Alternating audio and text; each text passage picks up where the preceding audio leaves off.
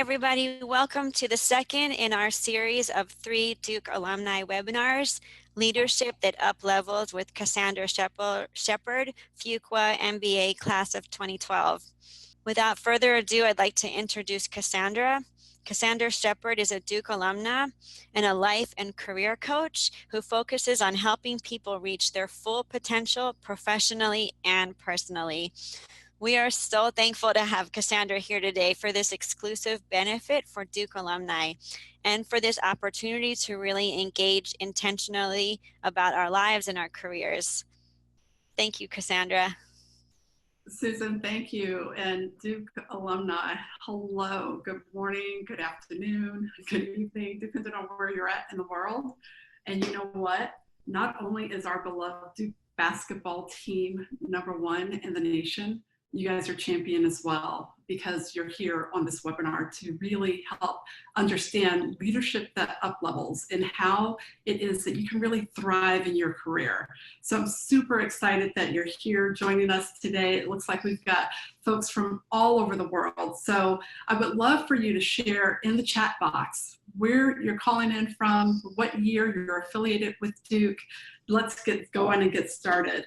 The timing of this conversation couldn't be more important, because here we are going into, closing out the first quarter for what is the fiscal year, the start of the fiscal year for many of you in the organizations that you work in. You've likely had a performance review within the last 2 or 3 months. And even though you may have gotten feedback, how many of you are still left scratching your head wondering, what on earth does it take to move forward? That is part of what we're going to be solving for today, giving you some key areas that you can design strategies for that will help you move forward in your career and in your life. Now, I understand that there are some technical difficulties with downloading this worksheet, and I apologize for that. We're going to go forward anyway, and I would love for you to take some notes. Grab a pen, grab a piece of paper, and we're going to be guiding you through this. And I will make sure as soon as we're finished with this webinar call that the folks at Duke have this form, and they can send the form out with the replay link as well. Okay, good. Gotta love technology, and we've got to roll with it. My desire for you for today is to be really intentional and empowered and equipped to go after the professional life that you want and the personal life that you desire. So we're going to go pretty quickly as we go along. If you do have questions, please, let's make sure that we use the chat box, and we'll be able to have the Duke folks wrap up some questions for us at the end. So a little bit about me. As Susan shared, I am Cassandra Shepard. I'm an executive coach.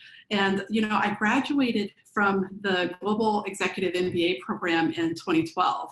And I cannot believe, here we are, it's 2019. It's been almost 7 years since that fantastic experience.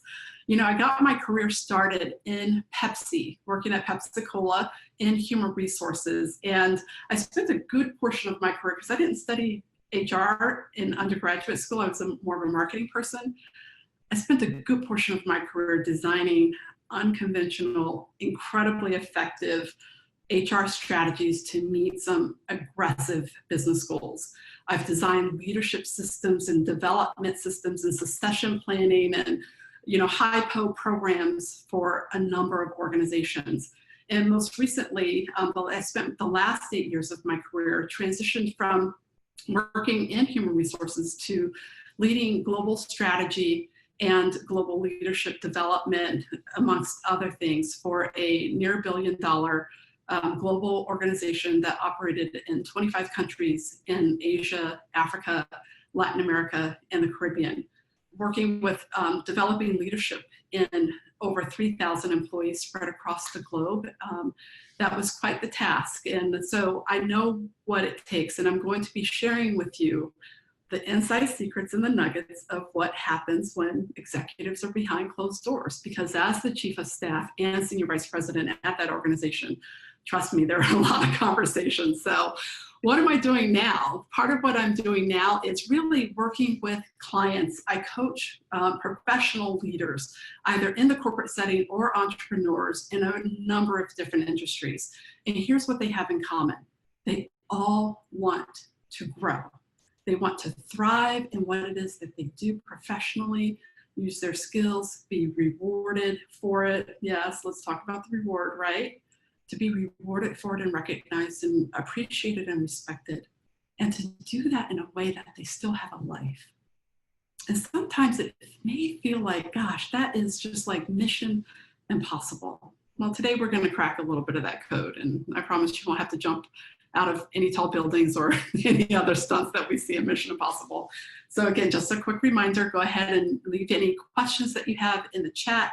Our fantastic folks at Duke will be capturing some of the questions that you may have. And at the end of our call today, we'll make sure that we have some time to answer a few of those. All right, we're going to dive right in. So for today, what we're going to be discussing is how to gain clarity and understand what it is that you need to do to uplevel, even if this has seemed like a mystery for you for quite some time. We're also going to be talking about what you need to do to gain some increased confidence and just momentum towards the very things that you're working on. And lastly, we're going to talk about how you can create that magnificent life that you enjoy today in this moment, but that you also look back on your time and your life experiences and your work experiences. You have really fond memories and not regrets. Sound good? All right, let's dive in. We're going to go along. There are 5 keys areas for upleveling leadership. And when I was working as the Senior Vice President and Chief of Staff designing global leadership systems for this very large international organization, we worked with some prominent leaders. We worked with Gallup. We worked with other organizations to really understand what does it take to have a very strong leadership foundation. Because we can talk about some of the different competencies, and I'm going to show you a list of what those look like in a minute. But unless your personal and professional foundation is strong, it is going to be a long, hard uphill climb to get to where you want to be professionally and personally. So as we go along, we're going to fill in the boxes on these 5 areas, and I'm going to be asking some questions and prompting you. I really want for you to take a minute, go with the first answer that comes to your mind, because that's usually the right one, okay? So let's get started. First question for today, what's your why for being on today's call? Yeah, I get it. You want to uplevel your leadership. You want to thrive in your career. But what's the why behind that? What is the deeper level of significance for you being where you're at and what you want to do? And if you're comfortable sharing this, I would love for you to share it in the chat box.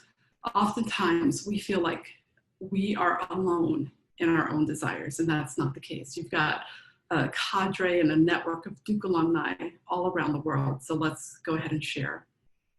For some, it could be that you've been stuck at the same level for quite some time and have resolved that 2019 is the year you get unstuck. For others, it could be a desire to get into higher levels of leadership. You know you have the talent, the skills, and the capability to do it, and you're just wondering, how do I pull all this together? For others, it could be a pay thing, and you'd like to be earning a little bit more, and there's no harm in that at all. Or is it something that you expect you should be at a certain level in your career at this stage? And that's part of why you joined the call. Answer the question for you, what's your why? Share it in the chat box. And it's incredibly important that you answer this as we go along. Here's the second question. It gets a little tougher. What do you believe is getting in the way of you upleveling your leadership? Is it a unsupportive leader? Too many family commitments? Not knowing how? A difficult culture? Different, you're working in a predominantly X organization and you're mostly a Y type of person. What do you believe? is getting in your way from up-leveling in your career. Jot that down. We're going to keep on moving, okay? I hear, in the chat, better prioritizing demands on my schedule in my industry. I've definitely hit a glass ceiling. Jess is saying, unsure of what the next steps are. I need more training regarding how to hold a vision before people. There aren't a lot of promotion opportunities at my organization. Yeah, you know what? You're not alone. And some of these things can be incredibly frustrating to, continue to deal with and struggle through. Thank you for sharing. Thank you for being super clear on what you believe is getting in your way, because when you know that, we're going to be able to attack the right problem, all right? So this is all about facing the brutal facts.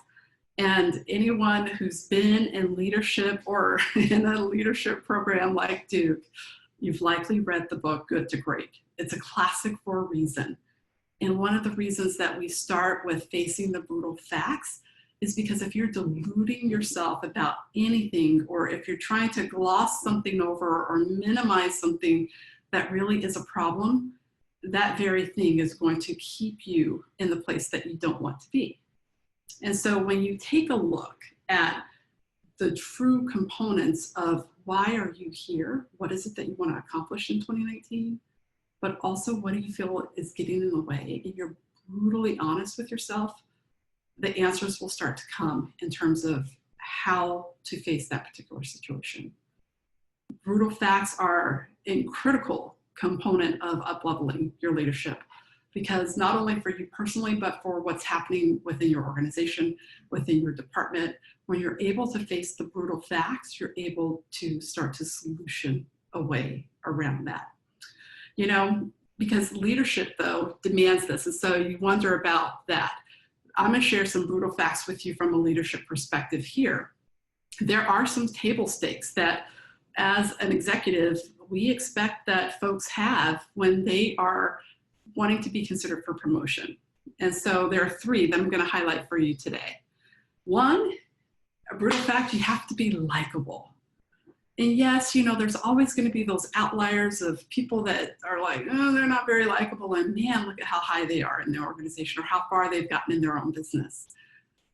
That's not for the majority, and we're going to stick with what works. And I'm telling you, if you're not likable, it's really hard for people to get behind you and support you in what it is that you want to do and bring you along. There was a saying for those who have children or are around children, kids want your eyes to light up when they walk into the room. It's the same situation in an organization. Leaders want to have people come into the room and they're just like, wow, I'm so glad that she's here. I'm so glad that he's here. I'm so glad that we're working on this together. And if you're not likable, that's going to be a struggle. That's brutal fact number one. Brutal fact number 2 and 3, we're going to just show these all together. You really have to deliver results. That is just a given. It's just table stakes. If you're not performing at the level that is really above average, it's going to be difficult to get ahead. And up-leveling has to be a must for you.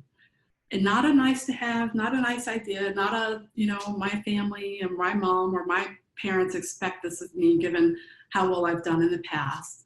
Not what you see your friends doing or, your peers achieving. Where is it at for you? And is it a must-have or is it just a nice idea? If it's a nice idea, the rest of what we're going to talk about today will be an eye roll to you, quite honestly. And I don't want that to be the case. So I'm presuming and making the presumption that you're here because up-leveling in your leadership is a must-have. And we're going to show you how to go about doing that in a way where that must-have energy doesn't come across as pushy, arrogant, just always driving and, taking you back to the first category of not being likable. All right. So when you're trying to, get a reality check on where you're at in your leadership, here's some great ways in which you can do that. you really need to be able to cultivate a safe environment where people can tell you the truth of what's going on without any fear, without being afraid. And when you're able to cultivate that, then you're going to also be able to ask great questions and to lead with those questions, and do so in a way where it's from an appreciative inquiry. You have a genuine desire to solve the problem. You make the problem it rather than the person it. And that there's no blame and no shame in the types of questions that you ask. This is so foundational because brutal facts, facing the brutal facts, typically requires having a crucial conversation, either with yourself or with someone else. And when you're able to come from a place of genuine, just heartfelt desire to understand what's going on, people are really able to lean in more closely to you and help you out. All right, we're clear? Great. Let's keep going. So fill in on your sheet of paper if you were able to download the form. If not, you can create this little sketch box yourself. Facing the brutal facts is a foundational area if you're wanting to up-level in your leadership.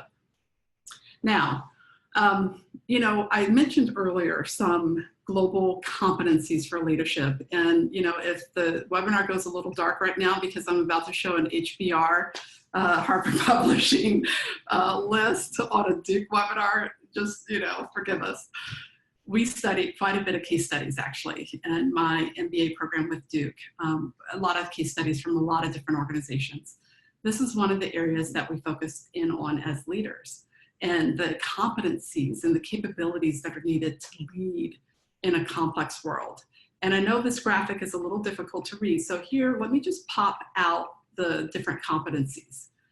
And as you take a look at this list, there's probably, you're on the call thinking, well, I know that. I know I need to have a learning ability and I need to be able to think strategically and innovatively, and how do I leverage networks?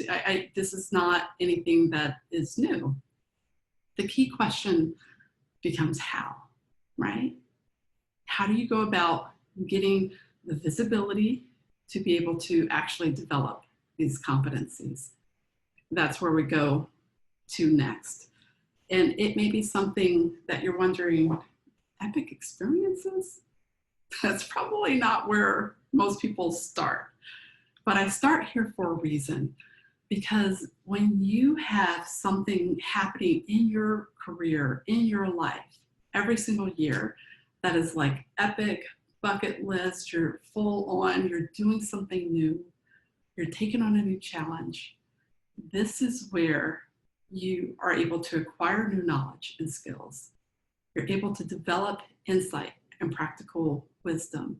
You're going to be able to stretch what you thought was possible from your talent perspective. And it's also going to show you perhaps some areas where you need to focus in and study a bit more. The reason epic experiences are these very things are so multifaceted.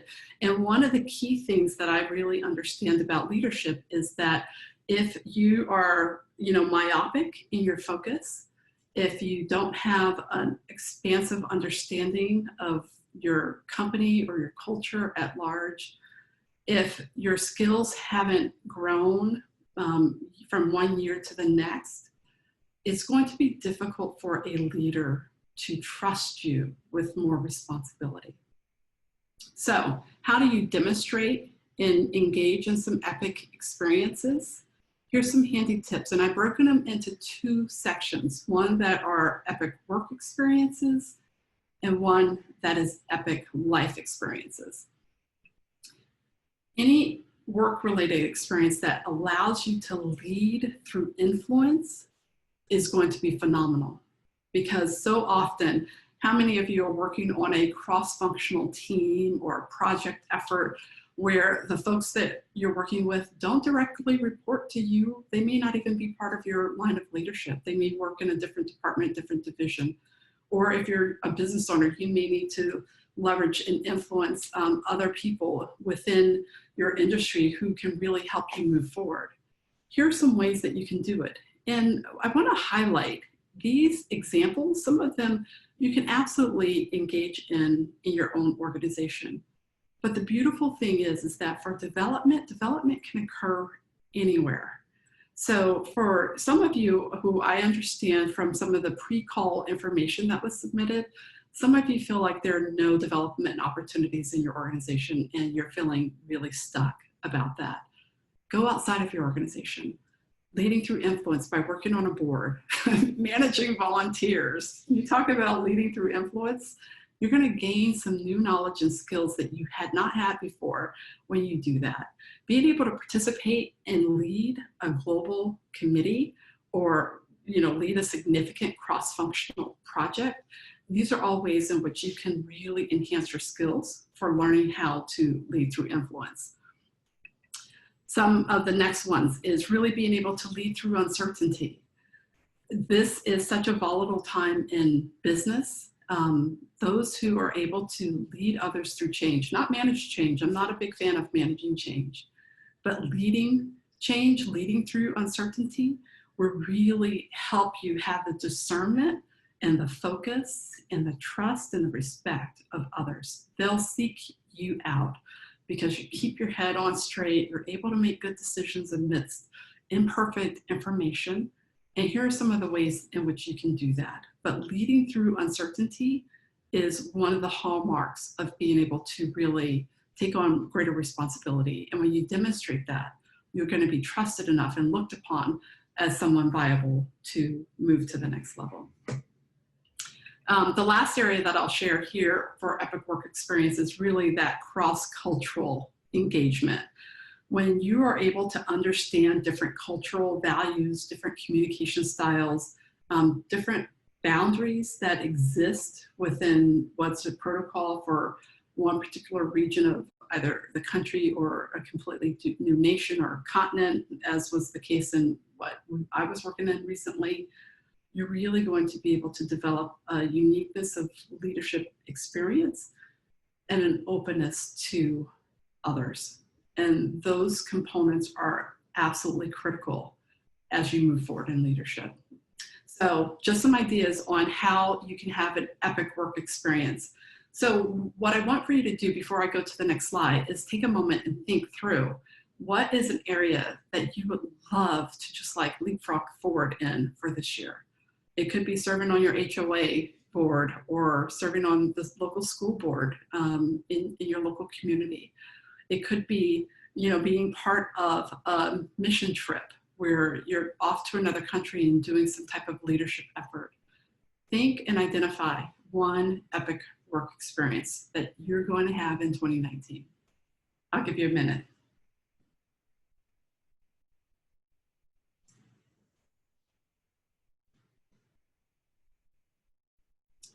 Okay, let's go to epic life experiences. Because I'm a huge believer that when your cup is full, when you're happy, fulfilled, when you have things going on in your life that do not involve your work directly, that is when you absolutely thrive and we can go forward. Here are some ways in which, categories of epic life experiences. And I'm not telling you to go out and get married, but if you do have, an upcoming marriage on the horizon, that's a huge life experience. And you're going to learn a lot about yourself and others through that. Being a big brother, or big sister.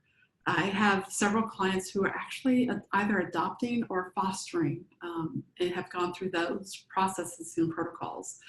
The level of just personal fulfillment and satisfaction that they have gained, the level of personal discovery that they have gained about themselves has been beautiful. And they have found that to translate into being able to tell some amazing stories at work and really start to connect with other people through their common shared experience. Here are a couple of other ideas. Something physical. I was talking with a client yesterday who was describing how she felt when she first ran her first marathon. And in the very beginning, she just didn't think that she would ever be able to do it. But with training, with accountability, and with staying focused on her vision, she was able to have that personal fulfillment and satisfaction that came from such a major milestone. And other areas is just really live your bucket list life. Not someday, not when the kids are older, not when, you know, it slows down at work, because I'm not sure about your work, but for the vast majority of clients that I work with, it hardly ever slows down. So how do you carve out the space to do the things that are epic for you in your personal life, that give you personal meaning and significance? Elder care and parent care, journeying them through a dimension in transition. Absolutely, these are tremendous epic life experiences. And you know, some of the life experiences are things that we create, others are unforeseen circumstances that come our way. And how do we lead ourselves through that? How do we, you know, pull together people around us to help see us through? How do we take care of ourselves during those times? All this matters. What I can tell you is that if 2019 stays the same as 2018, guess where 2020 will be? Yeah, pretty much the same. So take a moment, think through what's the epic life experience that you want to have for this year. It could be going on a dream vacation. I put a picture of the pyramids with this one because that's where I'll be in 10 days. I'll be in Egypt, journeying with some other phenomenal women business leaders who we just have a passion and a love of travel and our ability to travel together, but also to talk and share stories and share ideas and network as we engage in exploring the tremendous treasures that this country has is a beautiful thing. So what's your one thing for 2019? Let's go ahead and put it in the chat box and we'll go to the next slide. For some people, you may love to travel, but perhaps your family or friends don't. Have you taken a look at the Duke Travel Guide for 2019? Oh my goodness. Now, I have not personally traveled with Duke Travels, but when I received that brochure, you know, I like shower through it and go through it. I can't even think of the words right now. I'm so excited. When you look at the epic experiences that they go on together, don't let being solo, being busy, having a family, not having anyone to travel with, don't let any of that be an excuse. And the reason I really focus in on travel is you can combine both a work component and a life component into one epic experience. And so, you know, our amazing, you know, alma mater has some phenomenal opportunities for us to continue to grow and learn and engage and connect and share beyond the walls and the parameters of the institution themselves. So if you haven't taken a moment to take a look at Duke Travels, I would encourage you to do that. So take a moment, think about your epic travel and your epic experience from a work perspective and from a life perspective. And if you'd love to share it in the chat box, that would be great. Travel, but also going to the Sweet 16 Elite 8. That's fabulous. Yes, Duke is, you know, leading my brackets as well. Exploring adoption, that's wonderful, both domestic and internationally. Visiting my Duke friends, you know, there were 50 of us in our Global Executive MBA program, 29 who lived in the US and 30 or 31, whatever the math is, 21, who lived internationally. And I always say that you can go just about anywhere in the world and find someone that has a Duke connection. So that's terrific. Participating in leadership formations designed specifically for women. That is so beautiful. Well done. Planning a campaign to run for office. Yes. These are some phenomenal things. And I see Susan has said, you know, forever learning. Yes. We are lifelong learners, right? Us Blue Devils. All right, let's keep moving because I want to make sure we save some time for some questions at the end. Relationships. You have to have relationships in your life to really up-level in your leadership. And this is not about brown-nosing. This is not about buddying up to the boss. This is about being smart and diligent with your time because no one has all day to network, right? And sometimes we go to these events or we try to connect with folks and it just doesn't vet us the type of connection and the type of networking opportunities that we like. Now, we're going to talk through what does this look like. And, I want you to organize your life around certain types of life-giving relationships. And what would a Duke webinar be without a 4-box? So draw these on your paper: expectations, high to low; acceptance, low to high. And what we're going to talk about here are the different categories of this, okay? Let me give you a minute to draw that. Relationships that have low expectations and low acceptance. And by acceptance, I mean acceptance of who you are as just an individual, an appreciation for you, a value of you, a respect, a love. Yes, I'm going to use the love word. Ones that are low in expectation and low in acceptance, it's kind of apathetic or indifferent towards you. Do not live in this box. You may find a lot of the networking opportunities that you've been part of fall somewhere within this box. Don't live there. Certainly don't live here, where there's high expectations, but really low acceptance. I worked for a leader like that one time, and I've had several clients who have as well. And the word that was common was, it was felt abusive. It was just like go, go, go all the time with little regard, little affection, little respect, very little recognition, no pats on the back. That's a hard place to live. Don't live there. And don't have many of your relationships there. We're going to talk about what to do if you find that that's the case.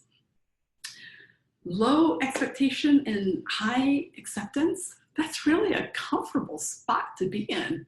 Lots of friends, lots of family, lots of, more colleagues may fall within this space. You can be yourself, knowing that you don't have anything to prove to anyone, but you are good who you are. That's a safe, comfortable spot to be. And you need folks in your life who are incredibly safe in that way.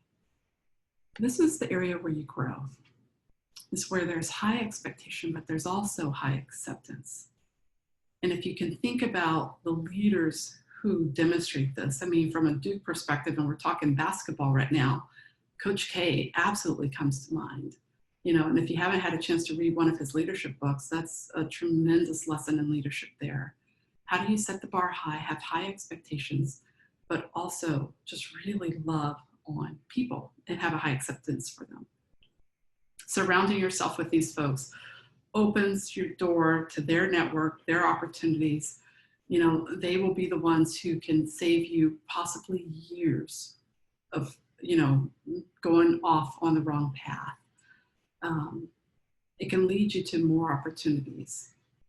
So I want for you to think about the people who are in your life and put their initials. Which box do they fall into for you?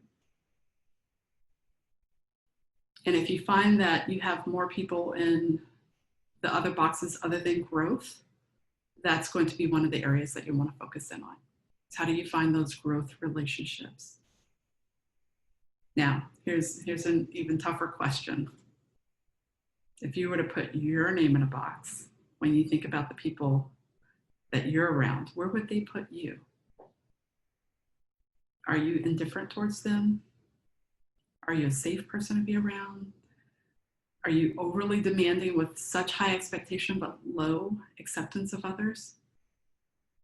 Or do you demonstrate and live out the values of, having really, great expectations for folks from a really healthy perspective, but also such tremendous and great high levels of acceptance for who people are? This stuff matters. It's not the technical skills. The higher you go in an organization, again, technical skills, delivering results, those are table stakes. Remember that. This stuff matters. Who you are, who you surround yourself with matters. So my key for you is to find and discover the growth relationships in your life and in your organization. You can do that by taking a look at who is in your organization that's at least 2 levels ahead of you, who can guide you. You can reach out to them and ask them to be a mentor. Others, I absolutely expect, especially if you're looking to achieve high levels of leadership, having an external coach who can be your secret weapon is going to be invaluable. So you need someone inside the organization who knows the culture, knows the landscapes, can decipher that crazy email that was just sent so that everyone is like, what the heck? That's fabulous, and you need that. But you also need someone objective, someone who is completely safe growth zone area to really be able to ask you the tough questions, help you face your brutal facts, and help you design the life and the career that you love and that you desire to have. Okay? So that's from the relationship perspective. Let's talk about another area, and it's about rhythms. What are the rhythms in your life? And when I'm talking rhythms, no, I'm not talking dance party, even though, you know, breaking out in a flash mob would probably be an epic experience for some of us. What I'm really talking about when I talk about rhythms is more of this. What are the rhythms in your life that have you embody this type of, I'm so happy, I'm so fulfilled, I'm not rushed or harried or stressed? Those are the rhythms that will help you up-level in your leadership. So let's take a look. What are some of the areas that I'm talking about? Rhythms are things that are a regular pattern and some practices that folks have found to really be able to help them develop and feed into themselves, you know, whether it's time for, you know, having a strong intention, having time on a regular basis to read, taking vacation. We all know the statistics, at least for those of us who are in North America, that, you know, North Americans typically leave vacation on the table. Don't do that. Let's take some lessons from our non-North American counterparts and actually go on holiday. But how is it that you can really take time for your life and pause in ways that fill your cup? Because if I know anything about you, I know us Blue Devils, we love to give. It's time to give back to yourself and to establish a rhythm to your leadership and to your life that works for you. So, what are the practices that breathe life into you? If it's 10 minutes of quiet in the morning before the rest of the house gets up, that's tremendous. If it's reading for 15 minutes a day, at the end of your day or in the middle of your day, if it's getting out for lunch, no more eating at the desk 5 days a week, which, you know, I have been guilty of. What are some of the things that you can do, and what are some of the changes that you can make or adjust? And I look at rhythms on a daily basis, a weekly basis, a quarterly basis, and a yearly basis. And I actually start from the reverse. I start from the year. What do I want 2019 to be like? For me personally, professionally, for my family, what are the rhythms that we have? And my family has come as an example to know we're going to have some fun in July, and we're also going to take some time off around the end of the year holidays and New Year. That's part of our family rhythm. What do you do on a quarterly basis? Perhaps if it's not a week off, can you take a long weekend just to replenish yourself? How do you have something that you get into a groove on a weekly basis that really gives you life and energy? And then what do you do in the morning? The morning routine and the 5 a.m. club, I mean, I'm sure you've heard all of it. Here's my favorite resource for developing a fabulous morning routine. The authors of this book have interviewed some of the world's most prominent leaders all over the world, global leaders, and asked them some simple questions about how they start their day. If you're starting with an email or a post, I'm going to really encourage you to switch that up. Start with reading something positive and listening to something positive. If it's the news, unless your job really requires you to be completely abreast of the news every morning, the first thing when you first get up, I'm going to really recommend that you start your day some other way. when you put your own oxygen mask on you first, you don't come from a place of need, pushiness, aggressiveness. You're happy, you're fulfilled, you're content. So think of the rhythms for your day and how you can up-level those. And last but not least, I'm sure you expected it, education. Absolutely. You have to continue to grow and increase your skills. And having a growth mentor or growth relationship person will help you understand what are the educational areas that you really need to invest in this year. Really being able to take a look and face the brutal facts about, where your competencies are versus where you want them to be, and what does your organization value most, and is there a gap that drives the education desires that you have or the plans that you have for the year. I don't lead with education because oftentimes, again, the higher you go in an organization, yes, an MBA may be absolutely required for some positions, but pursuing a level of education without being really strategic and intentional and having a mentor in your life who can help you discern what level of education you need is going to be best to get you to the next level is really perhaps spinning your wheels. So I don't want you to do that. I want you to be really clear and specific about the type of education that you need. Here's what I do know though. The real stuff happens after you get out of school. And it keeps on going. And I think Susan earlier posted, yes, how are we forever learning? How are we lifelong learners? And really being able to pull all of your education, all of your experiences, the relationships and the practices that you have in your life, these are the areas for a strong leadership foundation. When you come from this place of strength, you know your value, you know your worth, you have connections and relationships in your profession, but also in your life, that things start to move and you start to get, the inside information that you need to really be able to grow. You have more fun. And, we're here to have amazing experiences, not only, at work, but also in our life. And how do you pull all of that together in a way that allows you a fulfilling experience is by up-leveling in these 5 areas.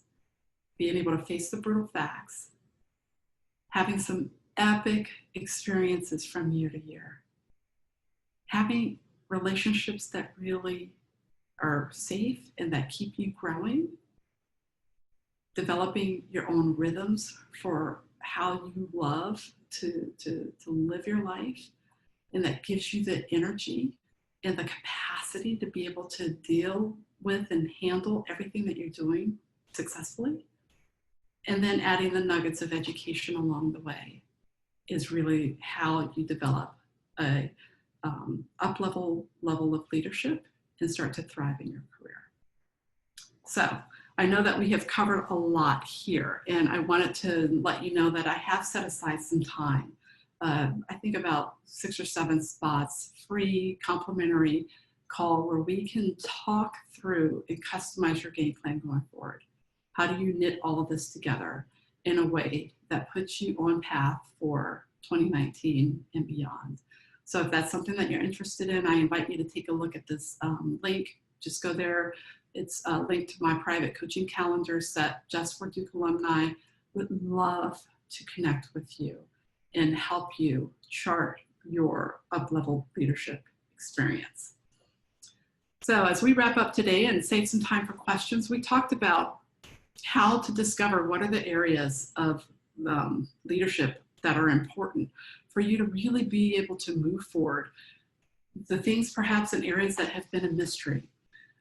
We've also discussed how you can gain some confidence and really create some momentum towards your career goals. You're able to, with the magnifying glass of brutal facts, assess where in your life experience is off north, and how to get it back to true north. And then, how is it that you can create a more magnificent life so that you enjoy this very moment, but that you also look back on 2019 with some incredibly fond memories. When you do that, that's where you're able to pull all of that together and have your life and your leadership go to the places where you want it to go. So with that said, I would love to, one, say thank you to Susan and the team for allowing us to come together and journey together for this conversation, but I would love to be able to answer some of the questions that may have come up since we've been talking together.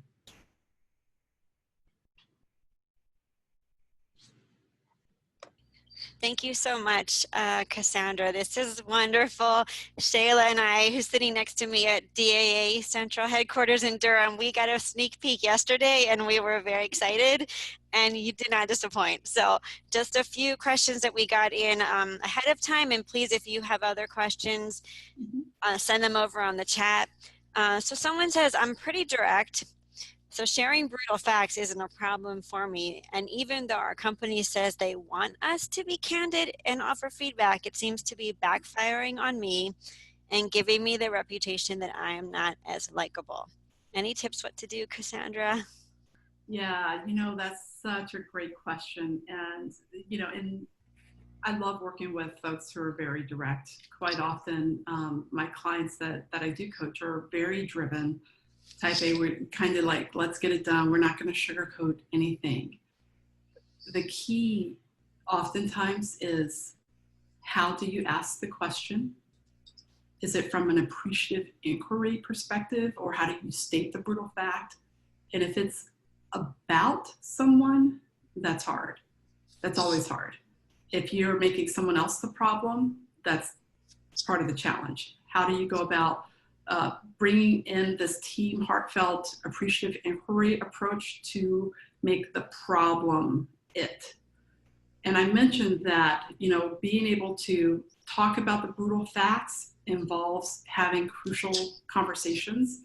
And again, it typically is part of how you're going about saying what it is that you're saying. I think the author's name is Grinny. I forget his first name. I think it may be Joseph, but there's a book called Crucial Conversations. I would absolutely recommend that you read that book and study it, because it gives the art of how to be able to say the direct thing and say the brutal fact, but in a way that's not brutal. The other tip here is that oftentimes there is an unmet need to prove yourself right, to always be right, to kind of, take something out on someone else. And it's not by intention most of the time, but oftentimes from a personal need that's unmet. And so I would take a look and ask, what's the last epic experience and adventure that you've had? Because if it's been all work and no play, your fuse gets shorter. And for those of us who have a natural tendency to be direct, that can really backfire on us. So take some time to play, but also take that book along with you when you go on your epic adventure, and you'll be able to learn how to be able to say the brutal fact without developing the reputation that you're not likable. Thank you.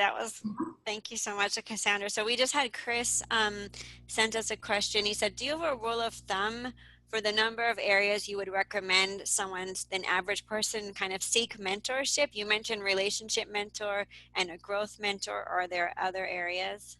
It's fabulous. This is such a great question, Chris. Thank you for asking this. Sometimes too many cooks can ruin the best dish. And oftentimes I find that the more people have people speaking into their lives, the more confusion oftentimes that they do have. So from a work perspective, and I'm going to add one other caveat, having someone internal, one person that's 2 levels or higher than where you're at is critical, because your culture, your nuances, your company goals, those are all unique and different. And it's really helpful to have someone that's in that growth, safe space that's a couple of levels ahead of you, being able to take you under their wings and help guide you. External coach and mentor, because there's some components of how we show up as leaders that get in our way, quite honestly. And those are the things that an executive coach or a life or career coach is really going to be able to help you leapfrog in your personal development. The last area that I will mention, and this is for those of us who are of faith, having some type of accountability partner in a faith domain has proven to be very helpful for those who have a faith discipline or foundation. I would not recommend more than 3 mentors though, because then it starts to get confusing and cluttered in terms of the types of conversations that you have and also the type of feedback that you get. Great, thank you. So given that we want to kind of limit the areas of mentoring, but what if someone feels like they have needs in several of those 5 boxes for up-leveling? Where should they start? It's such a great question, you know, and we've all been there, right? At some point in our life, it's like you look at the bucket and it's like, okay, not everything is broken, but we got some work to do, right? I've been there and have helped clients through that. I recommend starting with facing the brutal facts. What's the thing that is most irksome, disappointing, hard, struggle, heartache? It's going into the cave that you fear to go in, that your treasure usually lies. And so for some people, it could be a marriage thing. It could be a relational component. It could be a health challenge. It could be not having community. It could be living in a place where you're no longer thriving or doing something that you're no longer loving. I would get really clear on what's the most painful one, face those brutal facts, and get support for that one area. My clients find that when they tackle those hardest components first, other things that were a little off in their life just start to magically take care of themselves as well. So start there and combine that with some fun, because if you're facing something hard or difficult, that's heavy. So don't forget to still enjoy your life while you're solving for that one component. You know, this might seem, we've been talking about up-leveling, but earlier in the call, Starini, hi Starini, she sent in, wait, can you just talk a little bit more? What do you mean by up-leveling? Oh, yes. You know what? Up-leveling is, okay, I was here last year, I want to get to here. And it's not typically, it doesn't need to always be promotion or more responsibilities. It's really more about the experience. What is the experience that you're having in your life? How do you take, 2018 and go from what was really good and make it great, or if it was great, to make it magnificent in these key areas? And so, up-leveling could be in your life with your relationships, having more, growth relationships or safe relationships, or it could be in your career and actually going for that promotion that you're looking for. It really is a unique definition, but it certainly isn't about staying at the same status quo that you were a minute ago or last year. Where do you want to be in the future, but how do you also enjoy a better quality of experience for where you're at today in 2019? Great, thank you. Mm-hmm. There was a question, pretty common question, I think, is if you have a supervisor or a leader who isn't really growth oriented, not really helping you develop, how will you get ahead if you don't have a leader who is focused on that? Yeah, there are some folks who just aren't wired to be growth oriented leaders, and that's okay. Sometimes no harm, no foul. And then there's other times where it feels like you're working for Attila the Hun, right? I've certainly been there and have helped others who have experienced that. Here's the good news. I would go back to those epic experiences, both for work and for life. There's so much that you can do that's outside of your direct organization that can really give you that leadership development and edge that you're seeking. Combine that strategy with finding a mentor in your organization that's a couple levels higher than you, and you will be able to successfully navigate what's happening within your organization, and to do so in a way where it doesn't feel like you're going around your direct boss's back or, disregarding them or anything along those lines. They are who they are. So when you go back and think about where are you at from an expectation and acceptance level, if you're indifferent to that manager because of how they are to you, then you may be getting a little bit of that back as well. Have a high level of acceptance, but don't just accept that because they may not be growth oriented that you're stuck. That does not have to be the case. If you go back and take a look at some of the strategies that we've discussed for how do you develop yourself outside of your organization, and how do you find that growth person 2 levels up within your organization, you'll be okay. You'll be just fine. Thank you, Cassandra. This is so wonderful, and thank all of you for joining us today. That's it for us. Thank you so much for coming, and thank you, Cassandra. Amazing, better, even better than expected, and I hope you all have a great rest of your days. Susan, thank you. Go Duke alumni. Love you guys.